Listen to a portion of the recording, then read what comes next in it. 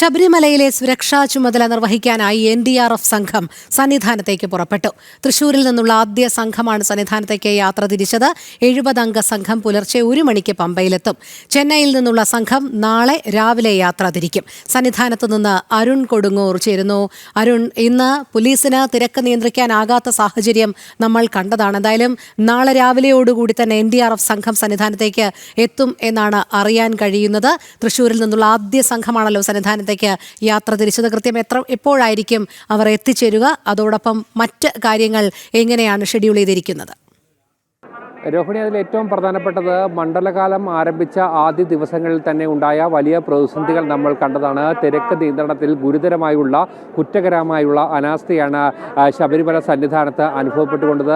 18ാം പടിക്ക് താഴെയും അതോടൊപ്പം തന്നെ നടപ്പന്തലിലും ഉണ്ടായ സംഭവ വികാസങ്ങളൊക്കെ തന്നെ ഇന്നൊരു പകൽ നമ്മൾ വിശദമായി ചർച്ച ചെയ്താണ്. വലിയ രീതിയിലുള്ള ഒരു പ്രതിസന്ധിയിലേക്ക്, അപകടത്തിൻ്റെ മുൾമുനയിൽ നിൽക്കുന്ന ഒരവസ്ഥയിലേക്കായിരുന്നു സന്നിധാനം ഉണ്ടായിരുന്നത്. എന്തായാലും ഏറെ പണിപ്പെട്ടുകൊണ്ടാണ് പഴയൊരു അവസ്ഥയിലേക്ക് സന്നിധാനത്തെയും അനുബന്ധ കേന്ദ്രങ്ങളെയും ഒക്കെ തന്നെ ഇപ്പോൾ എത്തിച്ചിരിക്കുന്നത്. പക്ഷേ ഇപ്പോഴും പ്രതിസന്ധികൾ നിലനിൽക്കുകയാണ്. ഏറ്റവും പ്രധാനപ്പെട്ടത് മരക്കൂട്ടത്തടക്കം ഇപ്പോഴും മണിക്കൂറുകൾ ഭക്തർ വരിവരിയായി നിൽക്കേണ്ട ഒരവസ്ഥ, ക്യൂ നിൽക്കേണ്ട ഒരവസ്ഥയാണ് നിലവിലുള്ളത്. ഇപ്പോഴും വലിയ പ്രതിസന്ധികൾ സന്നിധാനത്ത് നിലനിൽക്കുന്നു. അതുകൊണ്ട് തന്നെയാണ് കേന്ദ്ര സേനകളുടെ ഒരു വരവ് അത് വലിയ ആശ്വാസം നൽകുന്ന ഒരു കാര്യം കൂടിയാണ്. സാധാരണ ഈ മണ്ഡല മകരവിളക്ക് തീർത്ഥാടന കാലത്തിൻ്റെ ആദ്യ ദിവസങ്ങളിൽ തന്നെ ഈ NDRFും അതോടൊപ്പം തന്നെ RAFും ഈ രണ്ട് കേന്ദ്ര സേനകൾ സന്നിധാനത്തേക്ക് എത്താറുള്ളതാണ്. പക്ഷേ ഇത്തവണ ഈ സംസ്ഥാന സർക്കാർ ഇവരെ കത്ത് നൽകാൻ വൈകിയതാണ് ഇവിടെ ഒരു പ്രതിസന്ധിക്ക് കാരണമായത്. എന്തായാലും നാളെ രാവിലെ മുതൽ തന്നെ NDRFിൻ്റെ സംഘം ശബരിമലയിലേക്ക് അവരുടെ പ്രവർത്തന മേഖലയിൽ സജ്ജമായിരിക്കും.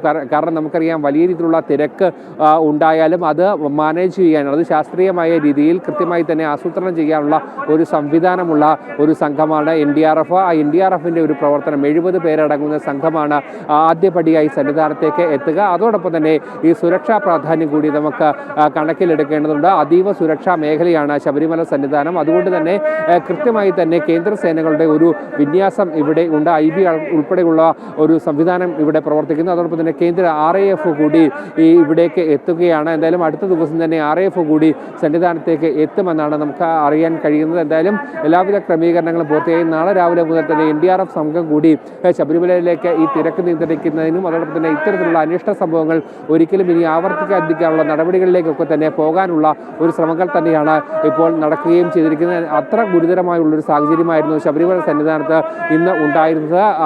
കുഞ്ഞ് മാളികപ്പുറങ്ങളും കുഞ്ഞ് അയ്യപ്പന്മാരും അടക്കം വലിയ രീതിയിലുള്ള പ്രതിസന്ധി അനുഭവിക്കുന്നു. കഴിഞ്ഞ മാസപൂജാ സമയത്ത് ഇത്തരം ഒരു സംഭവം ഉണ്ടായതാണ്. അന്ന് അധികൃതർ പറഞ്ഞിരുന്നു ഇനി ഇത്തരം ഒരു സംഭവം ഒരു കാരണവശാലും ശബരിമല സന്നിധാനത്ത് ഉണ്ടാകില്ല എന്ന് പറഞ്ഞത്. പക്ഷേ വീണ്ടും അത് നട തുറന്ന് 2 ദിവസത്തിനുള്ളിൽ വീണ്ടും ഒരു വലിയ പ്രതിസന്ധി ഉണ്ടായിരുന്നു. അന്ന് പറഞ്ഞത് മതിയായ പോലീസ് ഉദ്യോഗസ്ഥരില്ല എന്നായിരുന്നു പറഞ്ഞത്. പക്ഷേ ഇന്ന് കൃത്യമായ പോലീസ് ഉദ്യോഗസ്ഥരൊക്കെ തന്നെ ഉണ്ടായിട്ടും ഒരു വലിയ വീഴ്ച ഉണ്ടായിരിക്കുന്നു. എന്തായാലും നിലവിൽ ആ പ്രശ്നത്തിൽ നിന്നും ശബരിമല സന്നിധാനം ഒന്നാകെ ഇപ്പോൾ മാറിയിരിക്കുകയാണ്. തിരക്ക് നിയന്ത്രണ വിധേയമായി തന്നെ ഇപ്പോൾ മുന്നോട്ട് പോവുകയാണ്. എന്തായാലും വലിയ രീതിയിലുള്ള ഒരു ഭക്തജന പ്രവാഹം തന്നെയാണ് ശബരിമല സന്നിധാനത്തേക്ക് ഇപ്പോഴും ഒഴുകിയെത്തിക്കൊണ്ടിരിക്കുന്നത്. രോഹിണി, അതെ, ശരി അരുൺ. വലിയ ഭക്തജന പ്രവാഹം തന്നെയാണ് കഴിഞ്ഞ മണിക്കൂറുകളിൽ നമ്മൾ കണ്ടത്. എന്തായാലും ശബരിമലയിലെ സുരക്ഷാ ചുമതല നിർവഹിക്കാനായി NDRF സംഘം സന്നിധാനത്തേക്ക് പുറപ്പെട്ടിട്ടുണ്ട്.